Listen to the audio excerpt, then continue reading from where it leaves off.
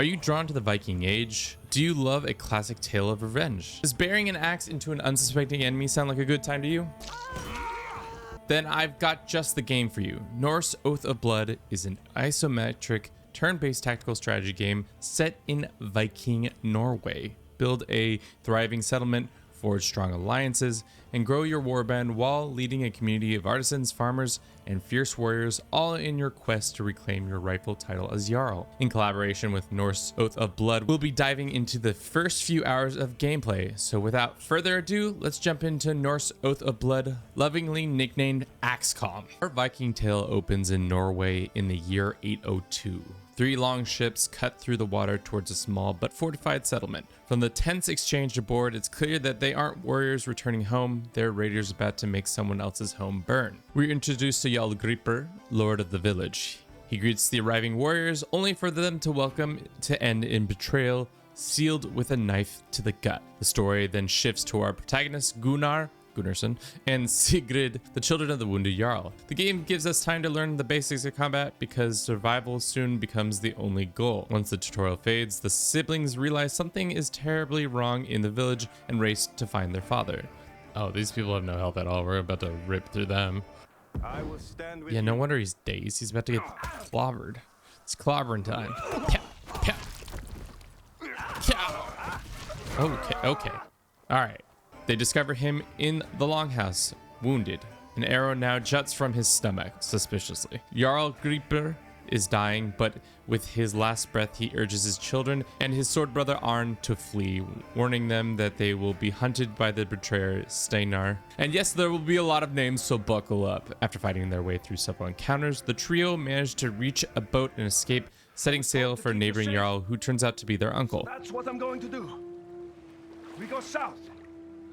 To Kaupang. To Jarl Egil.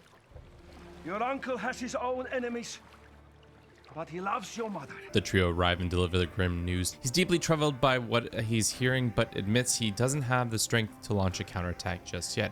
Instead, he offers them land to found a village of their own, promising that from it they can raise their own warband and one day avenge their father. Prove yourself. When you have earned wealth and a reputation, then you will be welcome here again. Then, and only then, will I help you. Together, we will destroy this Steinar for his treachery. Before they can set off to claim their future, however, there's work to be done. Starting with a boar hunt. Wild animals have been terrorizing the roads and disrupting trade. Dog, you need to get your realm together. If you're letting wolves and bears dictate domestic policy, I think that really needs to be, as a Jarl, that kind of shows how inept you are, but maybe I'm misspeaking, as I am just a man from the future where I'm sitting in the comfort of my climately controlled building with no question about where my food is coming from next. So after dealing with a pack of wolves and rampaging boars, the group is ambushed once again by warriors sent by the now Jarl Steinar. All right, so we got 1, 2, 3. Did you not know that we were on a boar hunt, guys? That's pretty rude of you. They're dispatched without much trouble, but the message is clear. There's probably going to be a couple more ambushes in their future. This is Ausmar and Buldi. They are good boys, but they have got themselves into trouble.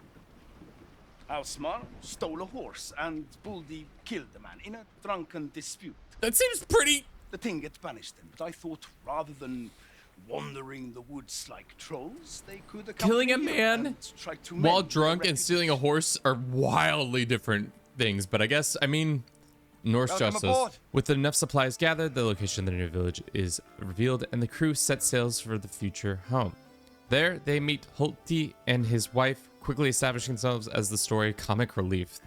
They butcher our animals, steal our bread and ale. Oh, not the bread and ale. Freya, they have not yet taken me. Yeah, that makes sense, girl.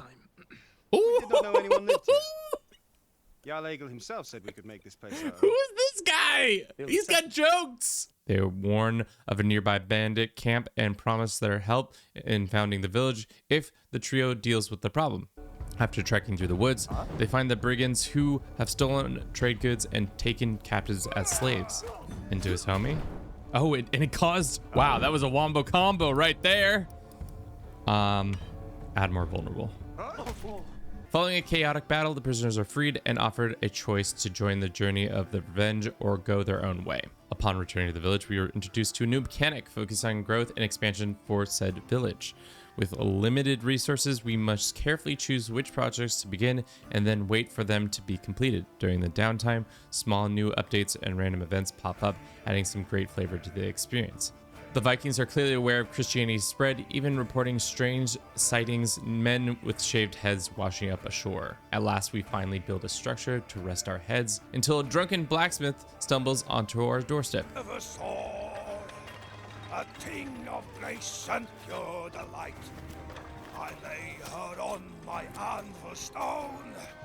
Claims he needs a large supply of bog iron, believes there is a deposit nearby, currently under the control of some bandits. Some bandits turns out to be a massive understatement. We are forced to fight through two heavily entrenched groups of bandits. Thankfully, our berserker, who literally bites people, makes short work of them.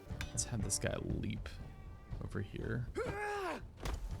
Go bite one of these guys. Get in there and bite him. Nice little bite.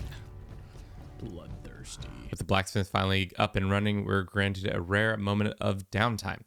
That piece doesn't last long. A local Jarl invites us to a feast, which shockingly turns out to be yet another ambush. Yeah, we're gonna get jumped. This feels like we're... Yeah. Fuck. Force hairy ass. Looks like we'll need to kill these nithings before we can eat their food. Why did we get jumped? Oh, You accepted my invitation, Gunnar Gripson. Gunnarsson. Oh, but it's some ill luck for you.